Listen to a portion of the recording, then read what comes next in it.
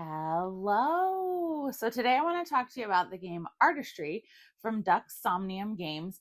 And this is a beautiful game that has an Art Deco look and feel to it. And it's definitely a puzzle game.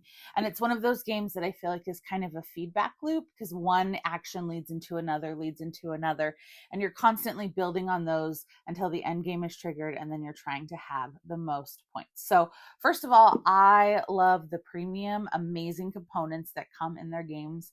And I just love the look and the feel of it. Their games are very approachable, and you can teach to people who don't have a ton of gaming experience, but they feel like they're getting a great full gaming experience. So in this game, you are hosting artists essentially, and you're building like this artist collective in order to get the best and the most renown in the area. So you will have this renown tracker board, and everybody has a player token on it. This is a 1 to 4 player game, and the solo mode is great. So as you gain renown throughout the game, you will move your token along, and the end game is triggered when at the end of a round, one person has reached 20, then that means that will be the final round for the game. The round will finish up, and then you will go into final scoring. So that's kind of when the game is going to be coming to an end. And this is one of those games that you can continue to take actions during the round as long as you are able to. And then when you're not able to, you pass. And if other players can still go, everyone goes until they want to pass or have to pass. So what's happening in this game?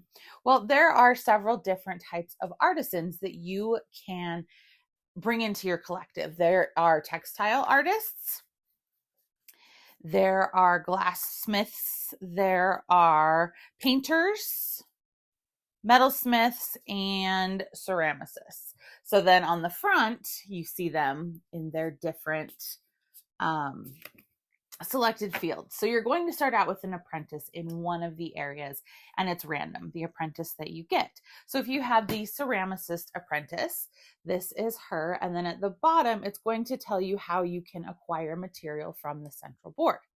And then with this acquired material, you are going to be able to complete pattern cards. And as you complete these, you will get some instant points. And then as you complete more and more of these in a specific type, you will get higher level artisans. So if I complete 2 ceramic pieces, I can get a ceramic journeyman, which is great because they can do more for me. If I can get 4 ceramic pieces, I get a ceramic master. And there's only one master of each of the 5 types in the game. And at the end of the game, the different types of artisans you have acquired are going to get you even more renown.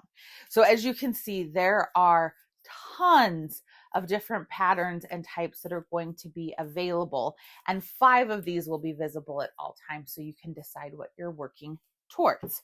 So you have this bag that has all of the tiles in there.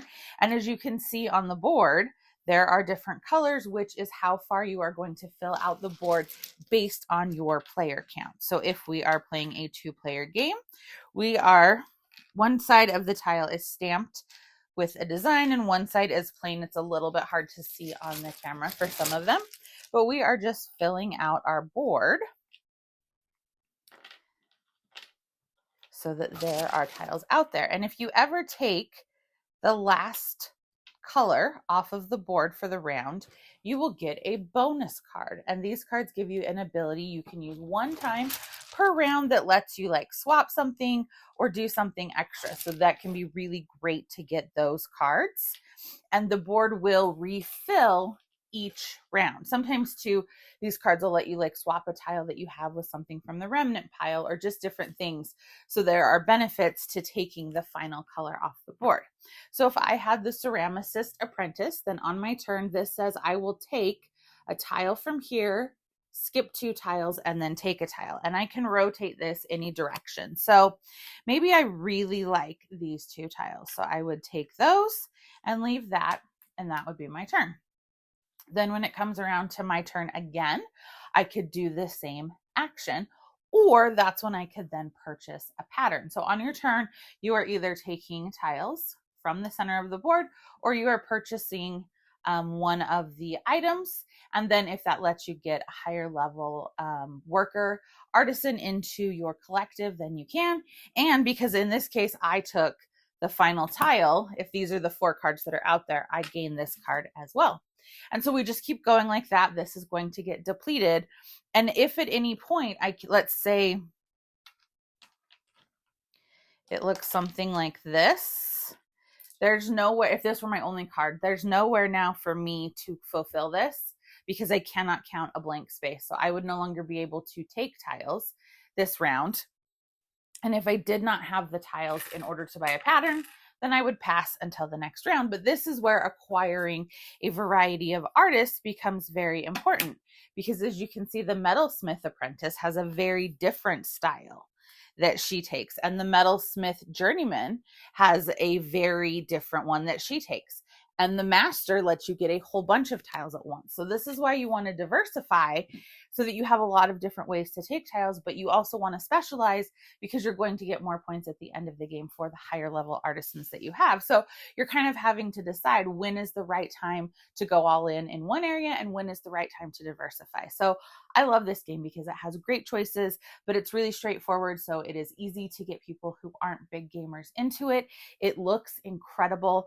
All of the components are so premium, and I absolutely love Artistry. So I would love to know if you have played this. What do you think of it? Give me a like and a follow, and I'll keep bringing you more board game content. Thanks. Bye.